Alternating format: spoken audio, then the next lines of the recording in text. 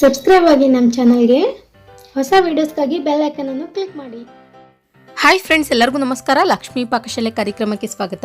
ಇವತ್ತಿನ ದಿನ ನಾನು ಮಾವಿನ ಹಣ್ಣಿನ ಶಿಕರಣಿ ಮಾಡೋದು ಯಾವ ರೀತಿ ಅಂತ ತೋರಿಸ್ತಾ ಇದ್ದೀನಿ.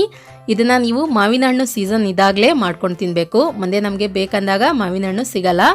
ಇವಾಗಲೇ ಎಷ್ಟು ಬೇಕಷ್ಟು ಮಾವಿನ ಶಿಕರಣಿ ಮಾಡ್ಕೊಂಡ್ಬಿಟ್ಟು ತಿನ್ನಿ. ಮತ್ತು ಮಾವಿನ ಹಣ್ಣು ಇಷ್ಟ ಅನ್ನೋರು ಕೂಡ ಇದೇ ಸೀಸನ್ನಲ್ಲಿನೇ ತಿನ್ನಬೇಕು. ಈ ಶಿಕರಣಿನ ನೀವು ಬಿಸಿ ಬಿಸಿ ಹೋಳಿಗೆ ಜೊತೆಲಿ ಮತ್ತು ಚಪಾತಿ ಜೊತೆಲಿ ತಿಂದರೆ ತುಂಬ ಚೆನ್ನಾಗಿರುತ್ತೆ ಟೇಸ್ಟ್. ಖಂಡಿತ ಫ್ರೆಂಡ್ಸ್, ನೀವು ಕೂಡ ನಿಮ್ಮ ಮನೆಗಳಲ್ಲಿ ತಪ್ಪದೇನೆ ಒಂದ್ಸಲ ಈ ಮಾವಿನ ಹಣ್ಣಿನ ಶಿಕರಣಿ ಟ್ರೈ ಮಾಡಿ ಅಂತ ಹೇಳ್ತಾ ಬನ್ನಿ. ಹಾಗಿದ್ರೆ ಮಾವಿನ ಹಣ್ಣಿನ ಶಿಕರಣಿ ಮಾಡೋದು ಯಾವ ರೀತಿ ಅಂತ ನೋಡೋಣ. ಮೊದಲೇದಾಗಿ ಫ್ರೆಂಡ್ಸ್, ಇಲ್ಲಿ ನಾನು 1 ಕಪ್ನಷ್ಟು ಬೆಲ್ಲ ತೊಗೊಂಡಿದ್ದೀನಿ. ಬೆಲ್ಲನ ಕುಟ್ಟಿ ಪುಡಿ ಮಾಡ್ಕೊಂಡ್ಬಿಟ್ಟು ಅದಕ್ಕೆ ಇವಾಗ ಒಂದು ಅರ್ಧ ಗ್ಲಾಸ್ನಷ್ಟು ನೀರು ಹಾಕ್ಬಿಟ್ಟು ಚೆನ್ನಾಗಿ ಮಿಕ್ಸ್ ಮಾಡಿಕೊಂಡು ಇದನ್ನು ಪೂರ್ತಿ ಬೆಲ್ಲ ಕರಗೋದಕ್ಕೆ ಬಿಟ್ಬಿಡಬೇಕು. ಒಂದು 10 ರಿಂದ 15 ನಿಮಿಷ ನೆನೆಯೋದಕ್ಕೆ ಇಟ್ಬಿಡಿ. ನೀವು ಶಿಕರಣಿ ಮಾಡೋಕ್ಕಿಂತ 1 ಗಂಟೆ ಮೊದಲೇ ಬೆಲ್ಲನ ನೆನೆಸ್ಕೊಳ್ಬಹುದು. ಅದಾದ ನಂತರ ಇಲ್ಲಿ ನಾನು ಒಂದು 6 ಮಾವಿನ ಹಣ್ಣು ತೊಗೊಂಡಿದ್ದೀನಿ. ಮಾವಿನ ಹಣ್ಣನ್ನು ಕ್ಲೀನಾಗಿ ವಾಶ್ ಮಾಡಿಬಿಟ್ಟು ಇಟ್ಕೊಳ್ಳಿ. ವಾಶ್ ಮಾಡಿರುವಂತಹ ಮಾವಿನ ಹಣ್ಣನ್ನು ನೋಡಿ, ಇವಾಗ ಮೇಲ್ಗಡೆ ಇರೋ ಕೇರಿನ ಅಂಶ ತೆಗೆದ್ಬಿಟ್ಟು ಇದ್ರ ಮೇಲ್ಗಡೆ ಸಿಪ್ಪೆ ಎಲ್ಲ ತೆಗೆದಿಟ್ಕೊಳ್ಳೋಣ. ಆದಷ್ಟು ಫ್ರೆಂಡ್ಸ್, ನೀವು ಈ ಶಿಕರಣಿ ಮಾಡೋದಕ್ಕೆ ಒಂದು ಸ್ವಲ್ಪ ಸ್ವೀಟ್ ಜಾಸ್ತಿ ಆಗಿರೋ ಮಾವಿನ ಹಣ್ಣನ್ನು ಬಳಸಿ, ಅಂದರೆ ಶಿಕರಣಿ ತುಂಬ ಚೆನ್ನಾಗಿರುತ್ತೆ.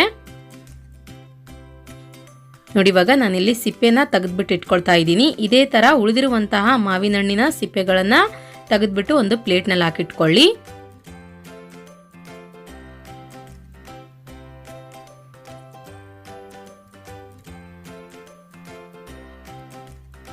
ನೋಡಿ, ಇವಾಗ ನಾನಿಲ್ಲಿ ಸಿಪ್ಪೆನ ತೆಗೆದ್ಬಿಟ್ಟು ಇಟ್ಕೊಂಡಿದ್ದೀನಿ. ಇಲ್ಲಿ ಸಿಪ್ಪೆ ತೆಗೆದಿರುವಂತಹ ಮಾವಿನ ಹಣ್ಣನ್ನು ಈ ರೀತಿಯಾಗಿ ಕೈಯಿಂದನೇ ಚೆನ್ನಾಗಿ ಕಿವುಚ್ಕೊಳ್ಳಿ.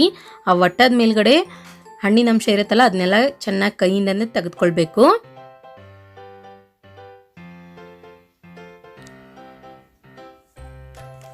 ನೋಡಿ, ಇವಾಗ ನಾನಿಲ್ಲಿ ಕ್ಲೀನಾಗಿ ತೆಗೆದ್ಬಿಟ್ಟು ಮತ್ತೆ ಒಂದು ಪ್ಲೇಟ್ನಲ್ಲೇ ಹಾಕಿಟ್ಕೊಳ್ತಾ ಇದ್ದೀನಿ.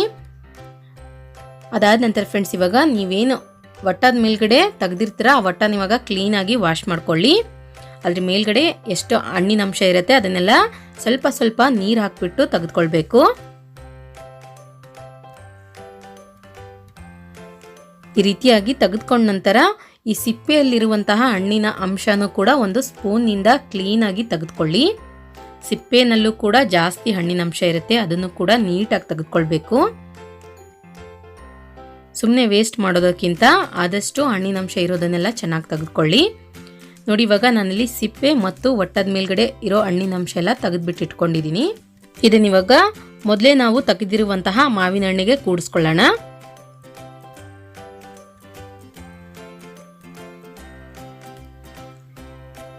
ಹೆಚ್ಚು ಕಮ್ಮಿ ಫ್ರೆಂಡ್ಸ್, ನಾನಿಲ್ಲಿ ಒಂದು 6 ಹಣ್ಣಿಗೆ ಒಂದು 2 ಗ್ಲಾಸ್ನಷ್ಟು ನೀರು ಬಳಸಿದ್ದೀನಿ.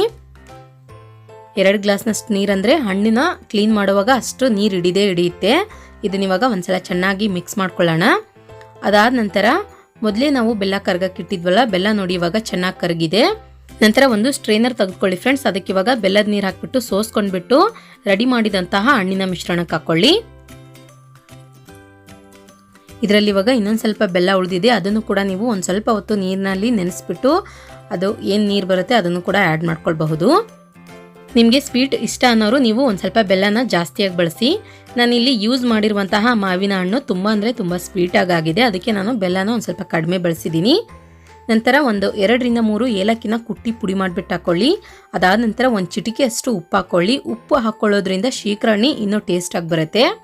ಇದನ್ನಿವಾಗ ಕೈ ಬಿಡದೇನೆ 1 ನಿಮಿಷದವರೆಗೂ 1 ಚಮಚದಿಂದ ಚೆನ್ನಾಗಿ ಮಿಕ್ಸ್ ಮಾಡ್ಕೊಳ್ಳಿ. ಓಕೆ, ನೋಡಿ ಫ್ರೆಂಡ್ಸ್, ಇವಾಗ ರುಚಿಕರವಾದ ಮಾವಿನ ಹಣ್ಣಿನ ಶಿಕರಣಿ ರೆಡಿಯಾಗಿದೆ. ಇದನ್ನು ನೀವು ರೆಡಿ ಮಾಡಿದ ತಕ್ಷಣ ಫ್ರೆಶ್ ಇರುವಾಗಲೂ ತಿಂದರೂ ಚೆನ್ನಾಗಿರುತ್ತೆ, ಮತ್ತು ಫ್ರಿಜ್ನಲ್ಲಿಟ್ಟು ಸ್ವಲ್ಪ ಕೋಲ್ಡ್ ಆದ ನಂತರ ಕೂಡ ಸರ್ವ್ ಮಾಡಿಕೊಂಡ್ರೂ ಚೆನ್ನಾಗಿರುತ್ತೆ ಟೇಸ್ಟ್. ಒಟ್ಟಿನಲ್ಲಿ ಚಪಾತಿ ಜೊತೆಗೆ ಮತ್ತು ಹೋಳಿಗೆ ಜೊತೆಗೆ ಸಖತ್ತಾಗಿರುತ್ತೆ ಕಾಂಬಿನೇಷನ್. ಮಾವಿನ ಹಣ್ಣಿನ ಸೀಸನ್ ಬಂತು ಅಂತಂದರೆ ನಮ್ಮ ಕಡೆ ಎಲ್ಲ ಇದೇ ಥರ ಶಿಕರಣಿ ಮಾಡ್ತಾರೆ, ವಾರಕ್ಕೊಮ್ಮೆ ಆದರೂ. ನೋಡಿದಿಲ್ಲ ಫ್ರೆಂಡ್ಸ್, ಯಾವ ರೀತಿಯಾಗಿ ನಾವು ಮಾವಿನ ಹಣ್ಣಿನ ಶಿಕರಣಿ ಮಾಡೋದಂತ. ನಾನು ಮಾಡಿರೋ ಈ ರೆಸಿಪಿ ನಿಮಗೆ ಇಷ್ಟ ಆಗಿದ್ರೆ ಪ್ಲೀಸ್ ಲೈಕ್ ಮಾಡಿ, ಶೇರ್ ಮಾಡಿ, ಕಮೆಂಟ್ ಮಾಡಿ. ಇನ್ನಷ್ಟು ಈಸ್ ರೆಸಿಪೀಸ್ಗಾಗಿ ನಮ್ಮ ಲಕ್ಷ್ಮಿ ಪಾಕಶಾಲೆ ಚಾನಲ್ಗೆ ಸಬ್ಸ್ಕ್ರೈಬ್ ಆಗೋದು ಮತ್ತೆ ಮರಿಬಾರ್ದು. ರೆಸಿಪಿ ಒಂದಿಗೆ ಬರ್ತೀನಿ ಮುಂದಿನ ಸಂಚಿಕೆಯಲ್ಲಿ. Keep watching. Thank you. Bye.